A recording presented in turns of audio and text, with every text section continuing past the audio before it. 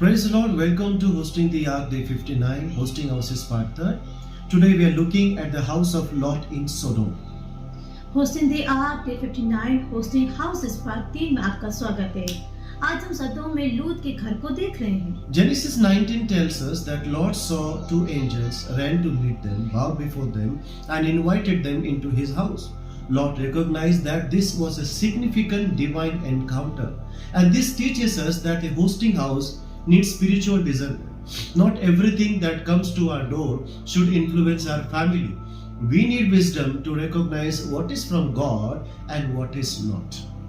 उत्पत्ति 19 बताता है कि लूत ने उन दो सदूतों को देखा, उनसे मिलने के लिए गया, उनके सामने झुका और उन्हें अपने घर में आने का निमंत्रण दिया। लूत ने पहचाना कि ये एक महत्वपूर्ण दिव्य मुलाकात थी। यह हमें सिखाता है कि एक मेजबानी करने वाले घर में आत्मिक विवेक होना चाहिए। हमारे द्वार तक आने वाली हर चीज को हमारे परिवार को प्रभावित करने की अनुमति नहीं होनी चाहिए। हमें ये पहचानने के लिए बुद्धि चाहिए कि क्या परमेश्वर की ओर से है और क्या नहीं। Lot's house became a place of temporary refuge in the middle of the corrupt society. Our homes should also become places of safety, truth, prayer, and restoration. The world may be filled with confusion and fear, but our homes should communicate. You are safe here. You can pray here. You can encounter Christ here.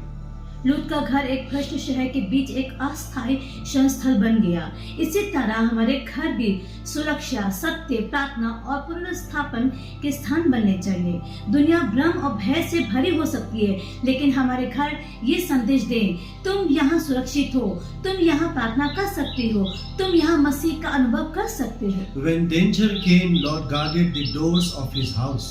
The door represents spiritual boundaries. We cannot control everything happening outside our home, but we can decide what we allow to influence what happens inside.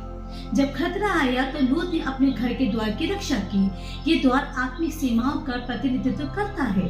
हम अपने घर के बाहर होने वाली हर चीज को नियंत्रित नहीं कर सकते, लेकिन हम ये तय कर सकते हैं कि हमारे घर के अंदर क्या प्रभाव डालेगा। Lot did not simply welcome the visitors, he tried to protect them. This shows that hosting is not only hospitality, it is responsibility. When God gives us a family, children, people to lead, He gives us a responsibility to protect and guide them. So sometimes we must say no to compromise, no to destructive influences, no to ungodly values. लूत ने केवल उन मेहमानों का स्वागत नहीं किया, उसने उनकी रक्षा करने का प्रयास भी किया। ये दिखाता है कि मेजबानी केवल अतिथि नहीं है, बल्कि जिम्मेदारी भी है। जब परमेश्वर हमें परिवार, बच्चे या अगुवाई करने वाले लोग देता है, तो वो हमें उनके रक्षा और मार्गदर्शन की जिम्मेदारी भी देता है। कभी कभी हमें कहना पड़ता है समझौते को नहीं, विनाशकारी प्रभावों को नहीं, आध्यात्मिक मूल्यों को नहीं। Yes. And here is the deeper lesson today. Lot lived in Sodom, but we must ask, was Lot only living in Sodom, or was Sodom beginning to live inside Lot? We can protect our house physically while allowing the culture to influence our hearts. The goal is not simply to keep darkness outside. The goal is to keep darkness from becoming part of our household culture. यह एक गहरी शिक्षा है। लूत सदोम में रहता था, लेकिन हमें पूछना चाहिए, क्या लूत केवल सदोम में रहता था या सदोम धीरे धीरे लूत के अंदर रहने लगा था? हम अपने घर की शारीरिक रूप से रक्षा कर सकते हैं, लेकिन फिर भी संस्कृति को, अपने हृदय को प्रभावित करने दे सकते हैं। उद्देश्य केवल अंधकार को घर के बाहर रखना नहीं है, उद्देश्य है कि अंधकार हमारे घर की संस्कृति का हिस्सा न बन जाए। God is raising homes where prayer is normal, the word is honored, worship is practiced, and His presence is valued. Our homes must become first place where the next generation learns faith, prayer, obedience, and holiness. Even in dark environment, your house can become a refuge. Don't only ask God to protect your house from the culture. Ask Him to make your home strong enough to carry the life of Christ into the culture. परमेश्वर ऐसे घरों को उठा रहा है जहाँ प्रार्थना सामान्य हो, वचन का सम्मान हो, आराधना की जाए और उसकी उपस्थिति को सबसे अधिक महत्व दिया जाए। हमारे घर ऐसे पहले स्थान बनने चाहिए जहाँ अगली पीढ़ी विश्वास, प्रार्थना, आज्ञाकारिता और पवित्रता सीखे।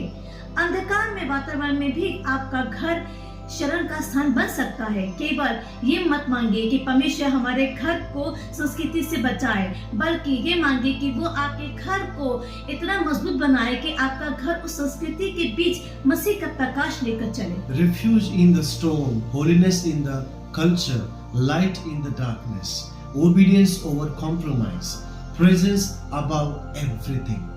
तूफान में शरण, संस्कृति के बीच पवित्रता, अंधकार में प्रकाश, समझौते के ऊपर आज्ञाकारिता और हर चीज के ऊपर परमेश्वर की उपस्थिति। May our homes become hosting houses where God's presence is welcome, word is honored, and His purpose is fulfilled. हमारे घर ऐसे मेजबानी करने वाले घर बने जहाँ परमेश्वर की उपस्थिति का स्वागत हो, उसके वचन का सम्मान हो और उसका उद्देश्य पूरा हो। God bless you all. Amen.